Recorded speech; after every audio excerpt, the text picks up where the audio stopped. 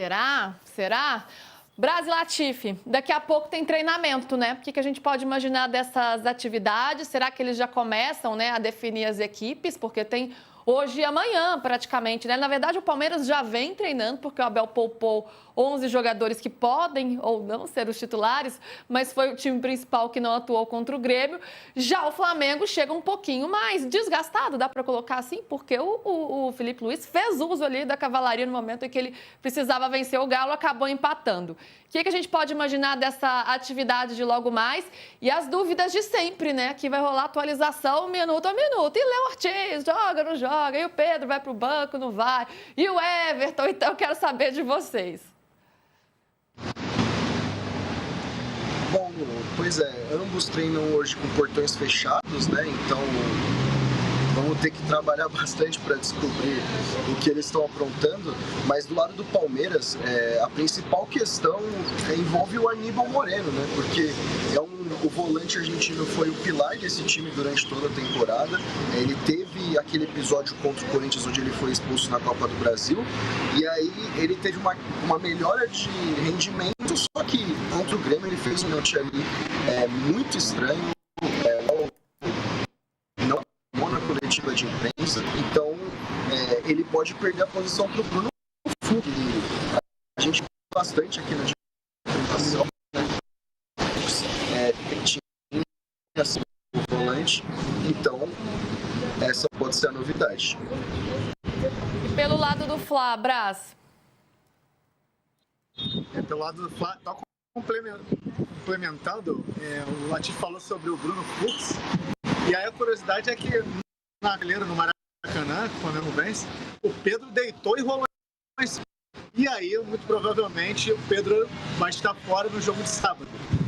Foi um jogo que praticamente foi um dos melhores, se não foi o melhor da temporada, foi um dos melhores, justamente em cima do Pedro, do Bruno Fux, mas aparentemente fora de sábado. A dúvida fica Léo Ortiz, mais sobre as condições físicas dele. Ele vai para o jogo, acredito que vá. Agora, a saber a condição física dele para saber se ele mantém o Danilo, se o Felipe Luiz mantém o Danilo como titular ou volta com o Léo Ortiz como titular. Em condições normais, o Ortiz é o titular. Mas o Ortiz não, a gente sabe que ainda está no processo ali de recuperação e não sabe se ele vai estar 100%. E aí o Danilo ele tem correspondido, jogou bem contra o Red Bull, jogou bem contra o Galo, então eu acredito que assim, se precisar do Danilo, esse não vai ser o problema.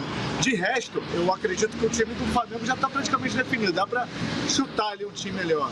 Rossi, Varela, Danilo, Ortiz, Léo Pereira e Alexandre. Eric Pulgar, Jorginho, Arrascaeta, Carrascal, Luiz Araújo, Bruno Henrique. Para passar um panorama de Palmeiras dos lesionados. Ontem, o que chamou a atenção, Paulinho, o Everton e o Evangelista vieram com o elenco, isso a gente já sabia. Só que quando a gente conversou com algumas pessoas do Palmeiras na chegada ali, a gente perguntou, e aí, pode falar que o Paulinho vai pro jogo? Ele, sim, num tom inônico, me responderam, não, publica sim que ele vai jogar. Então é muito mais uma questão da torcida desse lado lúdico de esperar o Paulinho no jogo do que um realismo da parte do Palmeiras. Outra questão, os garotos que tinham sido relacionados do Sub-20 no profissional, nenhum deles veio para Lima. O Larson, meio-campista, o Riquelme, atacante, e o Eric Mena, atacante. Todos voltaram para São Paulo de Porto Alegre. Então a gente pode esboçar o Palmeiras para essa final com o Everton, Kelvin, Murilo, Gomes. Carlos Miguel ou Everton?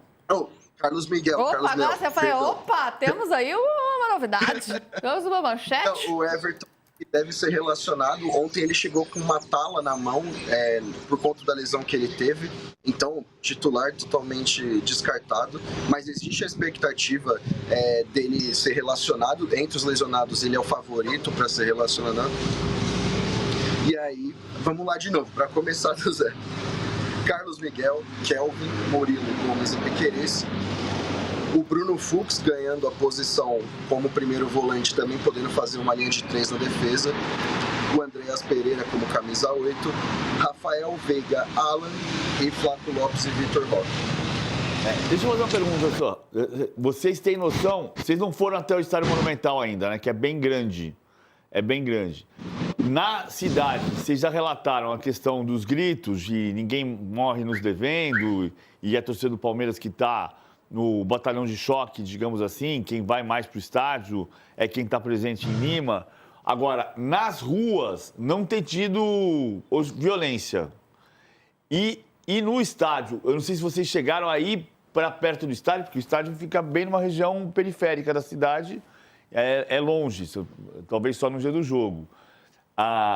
O espaço é amplo o suficiente para também não ter episódio de violência, né? Para ter divisão bem grande, bem separada. Assim, nas ruas teve episódio de violência na segunda-feira, quando os locais ainda não estavam estabelecidos dos torcedores, eles se encontraram em Miraflores e houve confrontos. Depois da segunda-feira, desse dia da sala de brigas, os palmeirenses resolveram procurar outra região aqui de Lima e aí eles têm se cruzado menos, assim. A gente já ouviu relatos, assim, de bate-boca e tal, mas, assim, briga, confusão generalizada, a gente não ficou sabendo de outros episódios. E, bom, aí, como o Latifi falou, a Conmebol resolveu deixar no dia do jogo eles bastante isolados na concentração, né? E pelo fato, sim, do Monumental ser muito grande, fica mais fácil de ter essa separação. Estava ouvindo aqui que o Monumental, depois do Monumental do River Plate em Buenos Aires, é o segundo estádio com maior capacidade aqui da América Latina, mais de 80 mil pessoas, então é um estádio muito grande que facilita essa questão logística de segurança. Ótimo. Que siga assim, né? Em segurança. Já tivemos alguns episódios que a gente não tenha mais, é o que a gente espera, né? Uma final bonita, com rivalidade, com provocação, com brincadeira, faz parte, mas em segurança, sem violência, sem agressividade, com certeza.